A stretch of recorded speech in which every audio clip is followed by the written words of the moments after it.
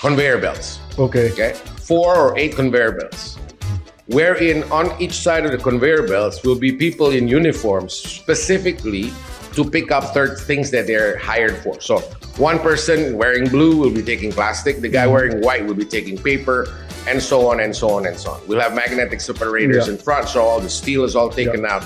The reason why I want to do it this way is because I don't want no children doing this. But I know. You have to remember that in Jakarta alone, 7,000 tons of per trash day. per day. Per day. Now, if you assume 20% recyclable, that's 1,400 tons of money Yeah. recycling.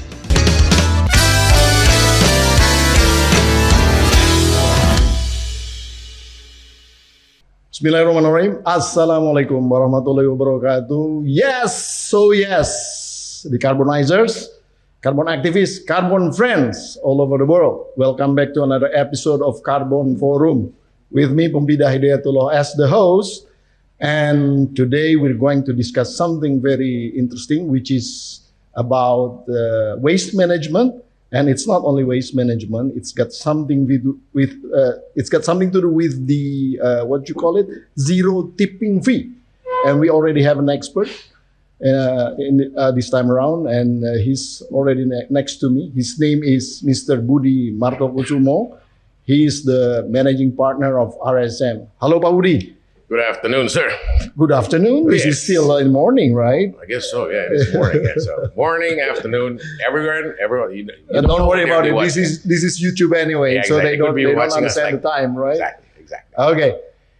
Zero tipping fee. That's amazing. I mean, it's one of the hurdles that we've been facing all this time. That tipping fee is always becoming I would call it a bottleneck in terms of the development of the waste management.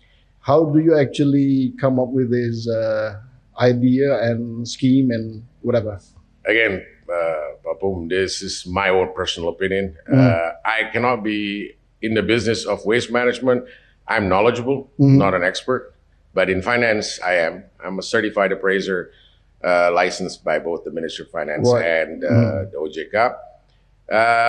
In my analysis of the tipping fee situation, maybe the first issue is the name tipping fee. Oh, right. Yeah, a lot of people think tipping fee is... Yes, you have to tip all the waste somewhere, right? You tip the waiter.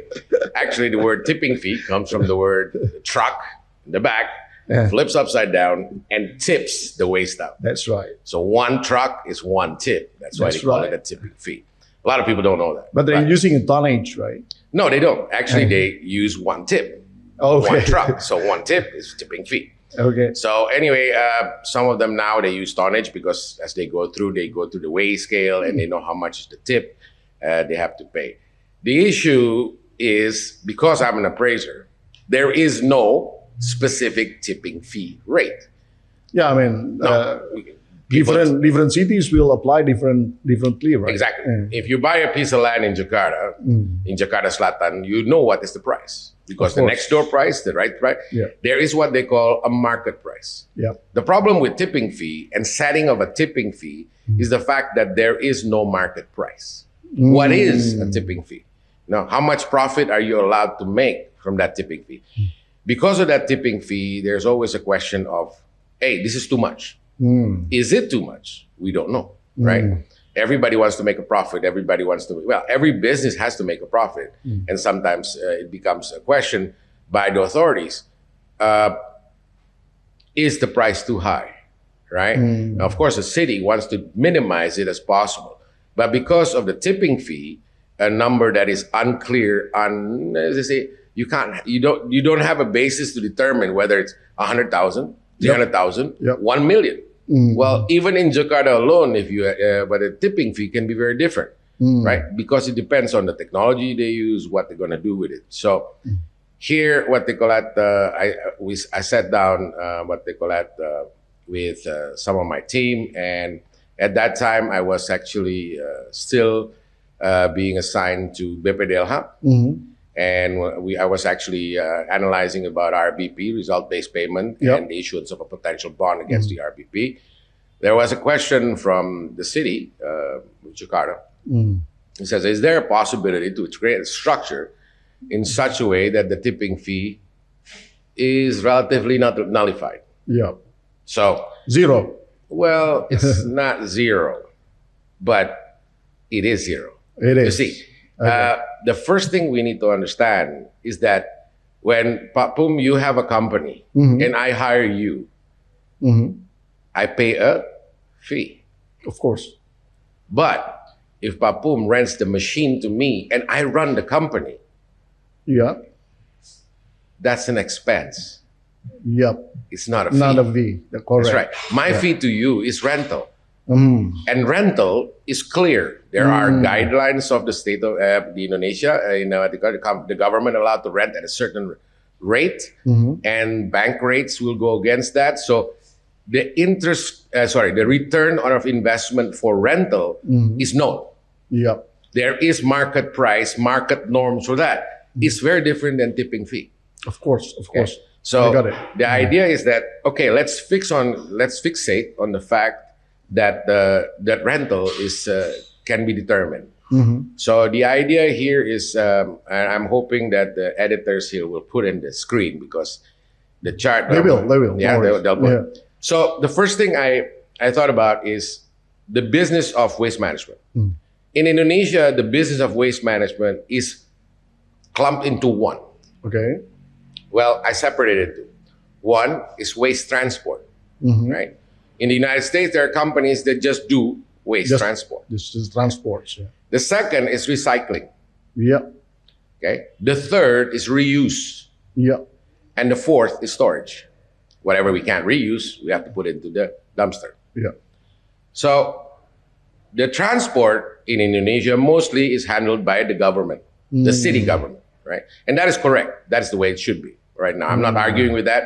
Some countries, like some areas in the US, like in New York, the trash company is actually a private company. I'm not saying that they should be a private company, but the transport is now being handled by bagian DLH, from the city. Municipalities, right? So the idea is that the trash goes from your house to the TPST sementara, and then they go to the TPST, right? The end one. So once it goes there, my proposal is that it goes into what they call a storage place where it will come outside that there will be conveyor belts. Okay.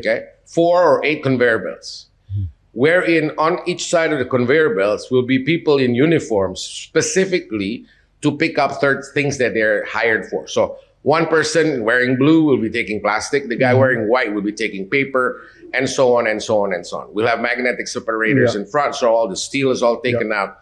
The segregation process. Right? That's right. Yeah. So the recycling process is an UMKM in cooperation with the BUMD. Don't get it wrong. That's 100 billion rupiah business. Oh yes, I know. You have to remember that in Jakarta alone, 7,000 tons of per trash day. per day. Per day. Now, if you assume 20% recyclable, that's 1,400 tons of money. Yeah. Recycling. The reason why I want to do it this way is because I don't want no children doing this business. But about 60% of it is actually biological That's waste, right. right? No problem. Organic waste. No issue. Once it goes through this, what they call the conveyor belts, everything that could be recycled has been taken out. It goes into the pit. Yeah. Right? In the pit, it goes into the second, the reuse. Remember, transport, recycle, reuse. Yeah. The reuse process, we use RDF. Let me explain to you why ITF doesn't work, why RDF is cheaper. Now, RDF is called refuse derived fuel. The technology is not very high. In general, they take the trash, make a little bit of sorting, chop it up into little pieces, dry it. Yeah. Now, in some part of Indonesia, they do a manual drying, which is not going to work in Jakarta because it's too big. So you have to use a kiln. Okay. You call it a rotary kiln. So they go around and dry it up. Now, once at the end of that rotary kiln, it's dry. The trash is dry. The methane is captured, right? It doesn't go bad. It's like saying, but a meat goes bad, but rendang doesn't go bad because it's cooked. So it go bad, but it'll take a bit more time. So once it reaches the other end, it goes into a stockpile. It stays there for about a day. And then the next day it gets shipped directly into cement factory. Now, the only one that can use this for now is cement factories. If anyone is telling me that this can be used by a power plant, they're lying. RDF cannot be pronounced. Because the calorific value is not... No, the calorific value is pretty good, but it's fly ash. So the fly ash. It's very small and it flies. That's dangerous. That's right. No, it just doesn't work. A coal power plant needs it to be down. Right? It needs to burn down. This doesn't burn down, it'll fly out. So, however, the compressed, what they call that, burning of cement factories will work perfectly. Okay? So RDF can only, all this structure, zero tipping fee, can only work if what they call that, the city that is trying to do this, whether it's Jakarta, Semarang, there must be a cement power plant within 40 to 50 kilometers. Because the transportation is a killer. Remember, again, I'm telling you, I'm a finance guy, so I'm looking at the numbers. So the idea is the RDF will then be sold to the cement factory. Cement factory will then process it. Whatever's left during the RDF process is the storage. Theoretically, again, I'm not an expert in this, but theoretically it's about 2 to 3%. Now, if you're saying 2%, from 7,000 tons, you're left with 140 tons. Not bad. Definitely not bad compared to BANTAR GEBANG, which has a reserve of about 15 million tons. Okay. So if you're 15 million tons times, if you divide by 150, that's many, many, many years before that becomes that. Okay. So the idea is, how do we do this? At first, the business is now this, right? The question is, the city says, well, I don't have any money to do this. So the structure, and you can look at the structure, if you look at the chart now, please put up the chart. The structure is very simple. The idea is we will work with a supplier of the machines. But the supplier of the machine doesn't sell us the machine. It rents us the machine. It's sort of a service level agreement, long-term lease, 30 years. Okay, so we rent the machine, we pay per ton. So it's like renting by the usage. Someone asked this with me once, has this been done before? This is very simple, Papa. You've owned your company for more than 10 years. I've owned my company for more than 20 years. I never owned my own photocopy machine. It's a Xerox machine. Okay? When it's broken, it's not my problem. The guy fixes it. When it's bad, they fix it. I don't care. In the end of the day, I mean, the technology is there, right? I mean, the machine is there. Not only that, but remember, the state, for example, if they buy a machine and it goes bad, somebody's going to get in trouble. Right? It comes in, everybody, so why you buy this machine? Why is it broken? This will never happen. It's not your machine. It will. I mean, the manufacturer will take care of it. And if they don't take care of it, we penalize them like crazy. Exactly. So the city rents the machine. The question is, where does the machine get its money? Well, the company will hire what they call that, a local firm to rent the machine. And who will fund it? ECAs. I don't know if a lot of you know what ECA is. ECAs is Export Credit Agency. Say, for example, we buy this product from Germany. Germany has an ECA. KfW is Austria. Germany is Hermes. Hermes Uli. So Hermes would, or KfW, or Finfera from would fund the supplier. And they would rent it. The question is, it's a RUPIAH base, right? So it has to go through an entity. My recommendation is SME because they're the government entity. So SME will be lending against the payment. The question is, of course, hey, are you sure the city will pay? The city is always sometimes a bit late. Not to worry. There are a lot of parastatals like AIB, ADB, World Bank that are open to blended financing. Blended financing is they guarantee that the payment will be paid. If they don't pay, we pay. I see. The lender does not worry. So the lender now sees, for example, the city of Tagal, where I'm from. The city of Tagal will be AAA golden global rated. Why? Right. Because it's guaranteed by ADB. Yes, of course. Yeah, Okay, so the cash flow is no longer Tegal, but ADB. So therefore, the interest goes down. Remember, my favorite professor says, high risk, high rewards. Because the risk is lower, I will get a lower interest rate. Yeah. And therefore, it would be stupid if it is high risk and you don't get any returns whatsoever. That's right. Yeah. So the machine is rented. Now the building, now the land is from the city, right? The city has land. The building. Now the building here, if you look at the chart, I created a DINFRA, Dana Infrastructure. Yeah. Okay. Dana Infrastructure is an infrastructure fund. It's like REITs, right? It's like a REIT, but for infrastructure. The difference between DINFRA and DIRE, DINFRA can go green. Green stage. So DIRE, you actually have to have the asset, which is we call it brown stage or black stage. But the green stage means it can start from zero. Scratch. Yeah. The land belongs to the city. The building is rented from the DINFRA. Now, why do we have a DINFRA in there? So because we want the global people to see, hey, what the project's all about. Right? Yeah. So DINFRA can help with the rental of the building, or the DINFRA can also work with the supplier of the machine to help the machine supply. Okay. Now, what they call it, who are the investors for DINFRA? Well, public.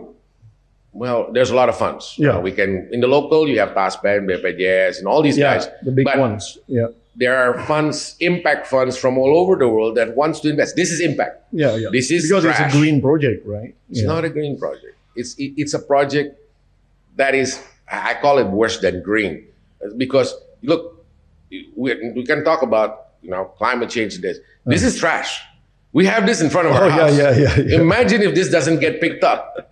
Okay, I call this worse than green, man. This is livelihood. This is cleanliness. It's safety. So for me, this is why I think. Well, I do Red and I acknowledge a lot of Red Plus, but this is my passion because waste is real. I mean, it's something that affects every city in the world, every country in the world. Livelihood also. Yeah. Right? So Indonesia has trash, man. You should see the American trash, man.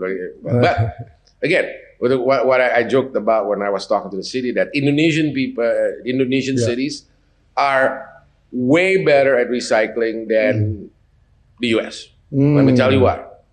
As you know, my hobby is woodworking, and I use a lot of pilox. Yeah. So I paint. When it's empty, I throw it in the trash can, in the outside. Indonesia is so efficient, in less than 1 hour, someone will pick it up. Yes, somebody is going to use it. I throw a bottle of water, in less than 1 hour, somebody's picking it up. Now, talk about recycling, you can't beat that, right? In America, you actually have to bring it. Here, they come to you. So if you say Indonesian don't recycle, you're wrong. Okay. The problem is industrial waste. The industrial waste goes to the landfill. And that's what we want to stop. Yeah. So on one side, the city is guaranteed payment. On the other side, what they call that, the supplier works like Xerox machine. Yeah. Now, the question is, the city owns the trash, right? Yeah. I process the trash. And then I sell it to the cement company, like Cement Indonesia or Indocement. Yeah. So they're earning money then. The question is, who makes the money? The city. It should be the city. Exactly. So someone asked me, has this been done before? I'm like, of course, PLN. Yeah. PLN uses somebody else's power plant. I give the coal, I take the electricity. Yeah. Same thing. I get the RDF and so the stream of cash flow for this project comes from the selling of the RDF. Okay.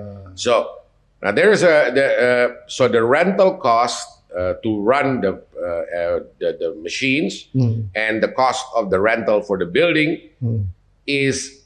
should be paid by the RDF. Right. Now, of course, we have run the numbers and we've done this a couple of times. It won't be enough. Okay. So what needs to be done then? Now, this is where I say zero tipping fee. There is a cost from the city to do the waste process into becoming RDF. But if we calculate the carbon credit that we might get. I see. Now, companies, what they call it, verificators like Puro Earth. Yeah, Puro Earth. He's experts at this. And someone a while ago gave me a calculation that was done by an expert. Again, I'm not the expert. And from our calculation, that if we can use the assumption of $5 per ton of carbon credit that is created from fresh waste. Yeah. I'm sure some of you are really experts at this. Apologize. This is fresh waste. Okay, I'm not talking about vintage waste. Yeah. Vintage waste is a different animal. Okay? Vintage waste is a very small crowd. Why? Because waste, especially food waste, when it goes bad, what does it make? Methane. A lot of methane. Yeah. The idea is methane is a whole lot worse than carbon. It stays less, but it is bad. And by capturing this methane, dropping this, there should be some credit, and of course also the credit for the cement companies. So the idea is by this carbon credit that we get, and hopefully we get from Puro Earth, working with SRN, of course. Hopefully, I don't know. So that should cover the whole. Theoretically, at $5, Yeah. this is profitable. Profitable. So it's not zero tipping fee. But it's actually making money. Theoretically, yes. Wow, brilliant. And what's the scale of these? I mean, what I'm saying is the waste that you need to manage for this. well, normally, The minimum scale. There should be a scale, right? Actually, it all depends on the cement factory that's nearby and how much they're going to buy. Right. So it's got nothing to do with the amount of the waste No, that you but you the manage. numbers we ran is for 2,000 tons machine 2,000 ton per 2,000 machine per day. per day. Okay. But usually the lot's about 500 tons, 1,000 tons, and 2,000. Because Jakarta needed 7,000 tons, we're running at 2,000 tons. Right now in BANTAR GEBANG, since June of last year, the RDF is operating. And I think they're building another one in the northern part of Jakarta, another RDF plant. Yeah. The difference between an RDF and an ITF, when you go directly into electricity, is that you sell the electricity to PLN. PLN. Yeah. And the carbon credit belongs to. To PLN. So if we calculate this, it'll never break even. Yep. But if we do this with the carbon And also credit, PLN pays like peanuts for the electricity. I'm not going to comment about politics about electricity. They pay peanuts, but we Yeah. well, a lot of people are subsidized electricity. I'm not heading on PLN, man. They're good people. But the problem for us is that if the city wants to break even, then you have to use you must get the carbon that scheme. credit. Yeah. And the carbon credit, the question is who'll buy it? You put it in the stock exchange, right? There are a We're lot both of people from- will buy definitely. Yeah, we both from the Indonesian Carbon Trading Association and other carbon trading association. We've pushed the government to create a carbon trading exchange, which is through the Bursa Efek Indonesia. Theoretically, if we can get an SRN or what you call PTBAE in Indonesia, or you guys call carbon credit, Yeah. we can sell it. Sure. Who will buy it? Well, there are many ways to skin a cat. Say. Yeah.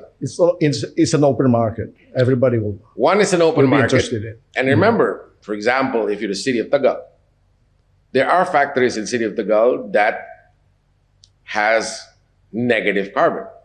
Yeah. They got to buy carbon somewhere. Yeah. So don't get confused because he mentioned Tagal because that's where he's from.